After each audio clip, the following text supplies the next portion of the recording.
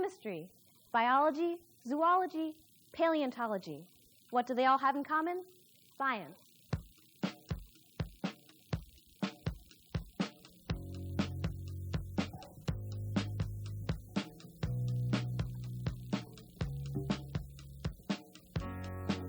Do you like science?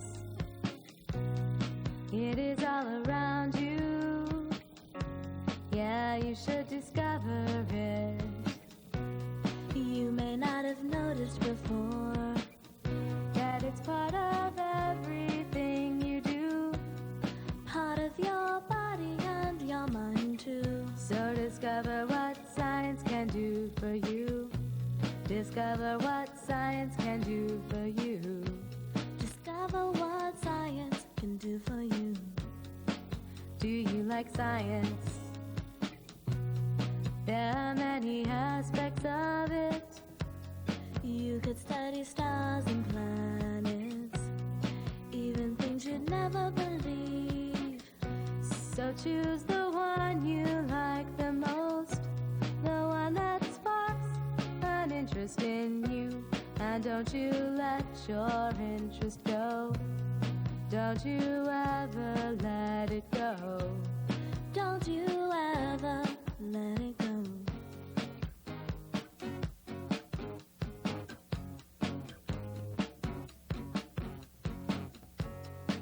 Do you like science? Take it from two who know.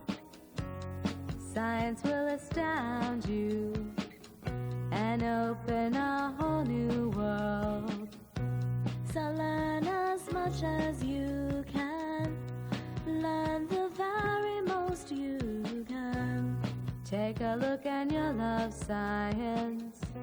You'll grow to truly love science. You will truly love science.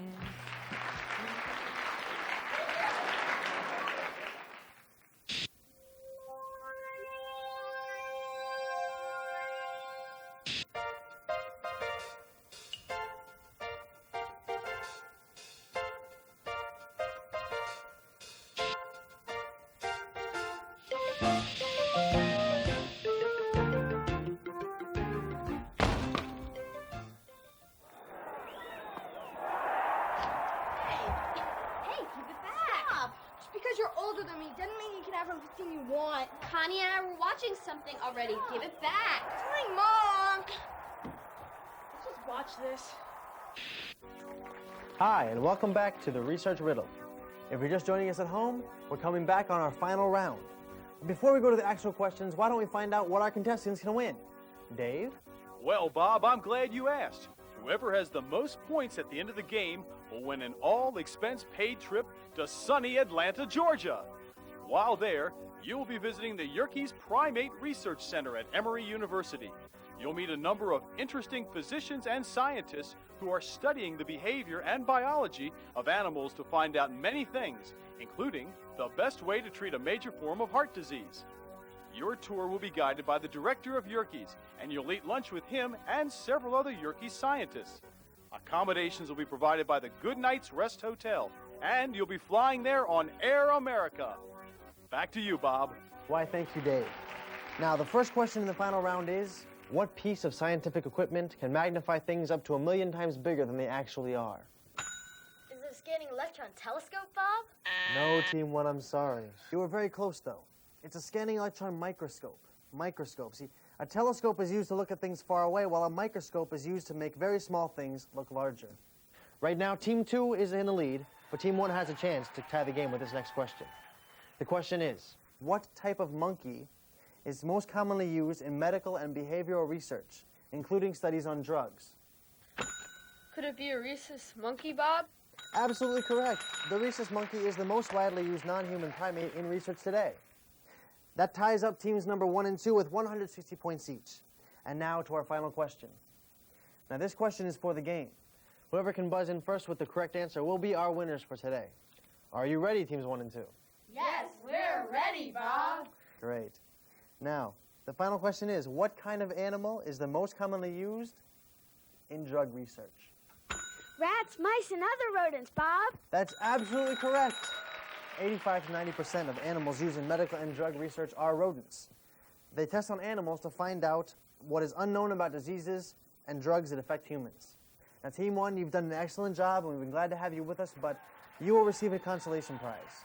You'll be going down to Tampa Bay, Florida, to visit Busch Gardens. 5 gorillas from the Yerkes Primate Research Center in Georgia live at Busch Gardens, and as a part of the conservation program, Yerkes also has gorillas at other zoos. And Team 2, you have won the game. Congratulations, you are off to sunny Georgia to visit the Yerkes Primate Facility. Thank you, everyone, for joining us, and please tune in again to Research Riddle. Who's affected by drugs? I am affected by drugs. I am affected by drugs. I'm affected by drugs. I am affected by drugs. I'm affected by drugs. I am affected by drugs. Everybody's affected by drugs. It doesn't matter how old you are. It doesn't matter what the color of your skin is. It doesn't matter what religion you practice. It doesn't matter what language you speak. It doesn't matter where you live. It doesn't matter how much money you have. So whether you know it or not, you are affected by drugs too. What exactly is animal research? Animal research is the use of animals to investigate a scientific question. How does animal research help people? Animal research helps people in a large variety of ways. It helps to solve disease, it helps us when we prepare food, it helps us in medicines, and it helps us just understand the world that we live in. Where do you get the animals from? We're able to purchase our animals from breeders that breed animals specifically for animal research. Do animals feel any pain during the research? As researchers, we try to make sure our animals don't feel pain because that would, in fact, interfere with the scientific problem that we're investigating. How does the National Institute on Drug Abuse make their research safer for the animals? A number of laws have been passed ensuring the safety of animals used in research, and in order to be funded by the Institute, we have to obey those laws. In a moment, we'll be back to discuss successes from animal research. But first, this science break from Hocus Pocus.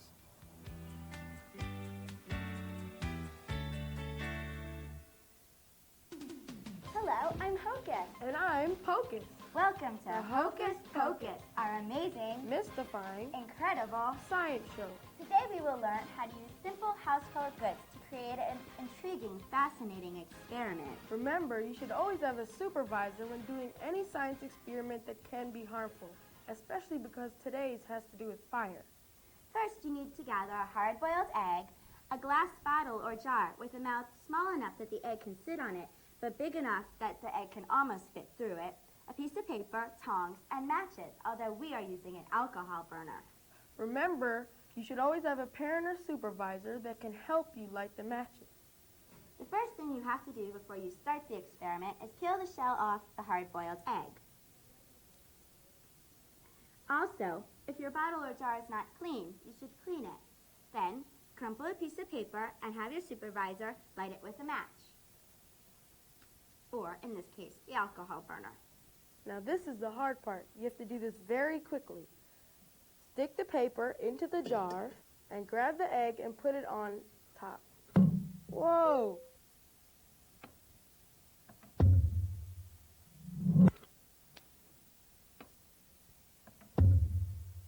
Wow, how did the egg fit through the mouth of the jar? Actually, Focus, it's quite simple. When air is heated, it expands. The air in the jar expanded so much that it pushed past the egg and caused it to dance. Once the fire went out, the air cooled and contracted and took up less room than was in the bottle. This left an empty space. The air on the outside of the bottle needed to fill that empty space, but it couldn't because the egg was in the way. It pushed the egg out of its way and into the bottle so it could fill the empty space. Wow, and it's so easy to set up. All you need is the bottle, the egg, the paper, and the matches. That's it. And the supervisor, of course. Of course. This has been another exciting edition of Hocus Pocus, the incredible science show. So long. That's exactly like the experiment we did in science today. You do cool things like that in science? Yeah. I bet I could do something like that. Right. Welcome back. I'm your host, Shannon Henry, and today on Animal Instincts, we're interviewing Dr. Jennifer Swan, assistant professor at Rutgers University in the Biological Sciences Department in Newark. Thank you for coming, Dr. Swan. Thank you. How has animal research proven successful in the past? Animal research has proven successful in that it has provided us with cures or treatment for a number of diseases, including the flu, chickenpox, and diabetes. What diseases are you currently working on cures for? Alzheimer's, Parkinsonism, and drug addiction. Thank you, Dr. Swan, for being with us today. Watch us tomorrow on Animal Instincts when I interview a circus player who has performed with boa constrictors. Let's watch something else. No, I like this station. Let's just see what's on next. Welcome to another episode of All My Decisions. Hey, you want a joint? Come on, it'll make you feel good. I don't know. Try it. It's not gonna hurt you. Well, Here, you'll like it. if you want some more, we can get some for you for a small price. Come on, let's go to class. Remember what I said.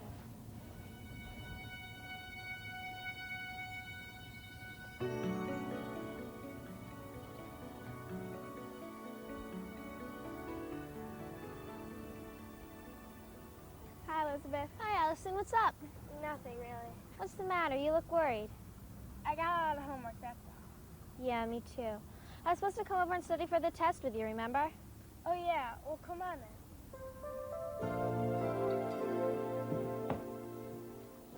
I think I did pretty well on the science test. Oh, yeah. Well, I think I did okay. I'm hoping for an A, but I probably got a B. Yeah. I can't wait to make this crystal stuff. Oh, yeah, that's going to be so much fun tomorrow. What's wrong with you? I thought you were going to study.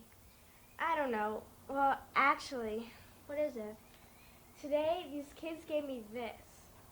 Is that marijuana? Yeah, they were dealing it and offered me some. Did you try it? No, I don't know whether I should or not. Come on, Allison. You've heard all the bad things it can do to people. They said it wouldn't hurt me. Do you believe them? I don't know. I guess so. Allison, I wouldn't do it if I were you. Drugs are really bad. Why would you want to take them? I don't know. I guess I just always wanted to know what it feels like. I know how you feel. I'm curious too. You want to try some then? No, just because I want to know what it feels like doesn't mean I'm going to do it. Well, why not? I can't stop you from taking them. No one can except yourself. That's your decision. I made the decision not to take drugs, even though I was curious. You had better think before you try them. Drugs can really ruin your life. Well, I have to go now. My mom wants me home. I'll see you tomorrow. Okay, bye. Bye. Hey, Elizabeth. Hi, Ben. See you later. See ya. Hey, sis. I just saw Elizabeth leaving. Yeah, we were sort of studying.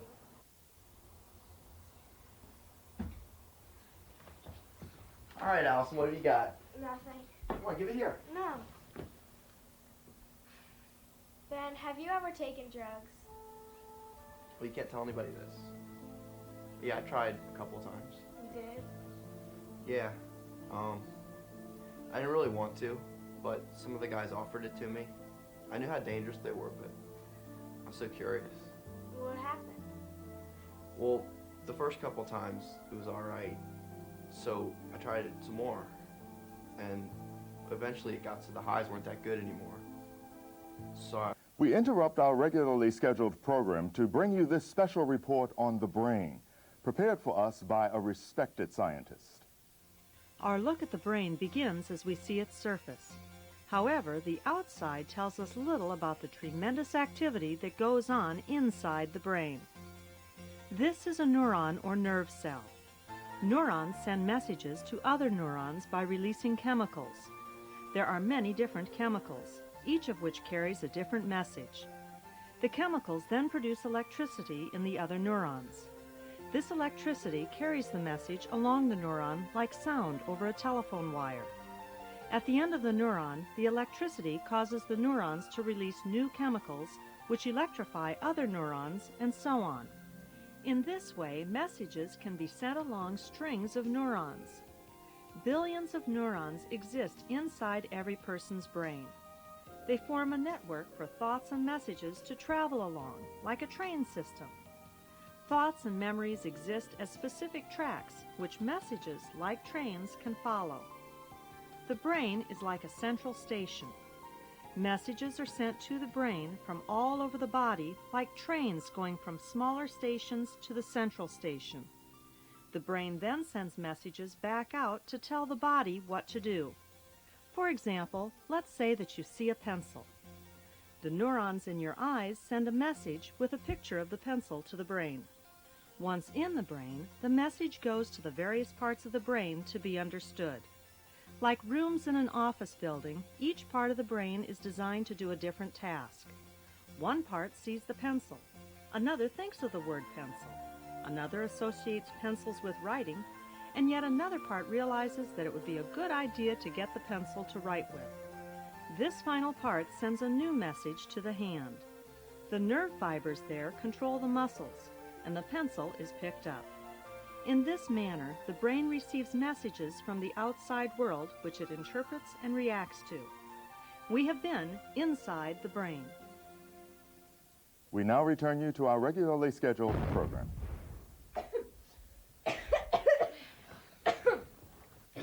Next time I do a science experiment, I'm going to read the directions. And have a supervisor present. You missed a couple of great shows. I wonder if Addison's going to take those drugs. Yeah, me too. And that cartoon about the brain, I really like that. What? Never mind. Well, I gotta go. Yeah, bye. Bye, guys. See you tomorrow. Ha! Got it. Those are some good shows. Yeah, I guess science not so bad after all. I guess so. It's just too bad I had to miss the cartoon about the brain. Hey, this is Eric back with more VTV Top 20 Countdown. Here in the master control room, the music and noise is always loud. Here's the #1 song for the 5th week in a row. It's Underground Red and Cold Blue with their debut single, Maria. Check it out.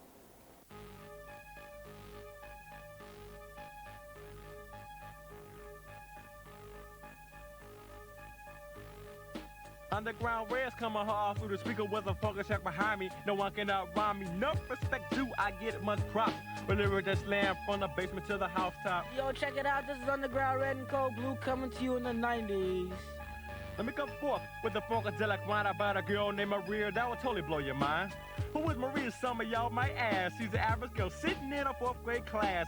Bored and restless, always had a frown, low self-esteem, depression was supreme. Living her life between reality and a dream. Her life was like a song with a sad thing. She was unsatisfied as the years rolled by, as she left grammar school and went to junior high. Go Maria, kick the science. Go Maria, kick the science. Go Maria, kick the science. Go Maria. What's up with science? Go Maria, kick the science. Go Maria, kick the science. Go Maria, kick the science. Go Maria. What's up with science? A growing interest in boys was a natural phase as the kid caught the meaning of the teenage ways, deciding which boys she hated and which ones she liked. Like Tommy, Alan, Patrick, and Mike. But then there was Brett, the flyest kid on her set. Yes, a smooth heartbreaker for him, she was pressed. Brett liked science, she figured if she did too, she would have a very good excuse. Start a conversation and her infatuation led to a date to set straight the situation. The plan worked out for Maria and Brett. They got together and the scene was set. They stayed together for a couple of years, and Maria's love for science grew out this whole ordeal. Eventually, Maria and Brett broke up, but her love for science stayed with her. It was stuck throughout high school and on to college. Maria got down with the newfound knowledge. She pursued science and worked in a lab. At the age of 23, she got her degree. Yo, yo, yo, this is Underground Red and Cold Blue. We bringing you another rhyme for yourself. Yo, yo, yo, yo.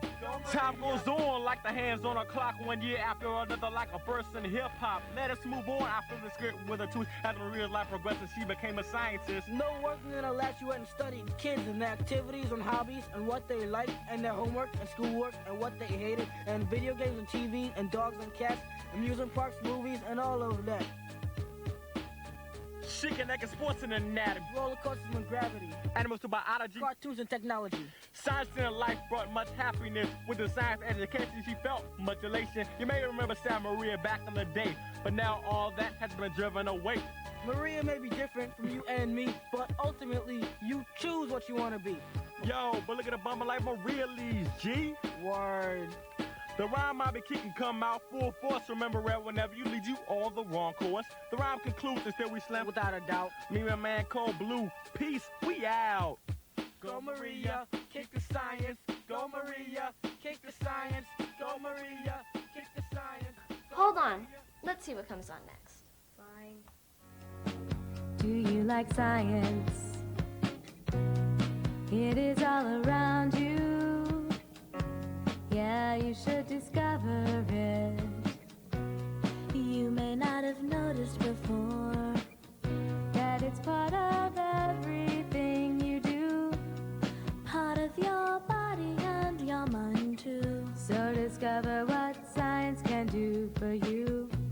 Discover what science can do for you. Discover what science can do for you. Do you like science?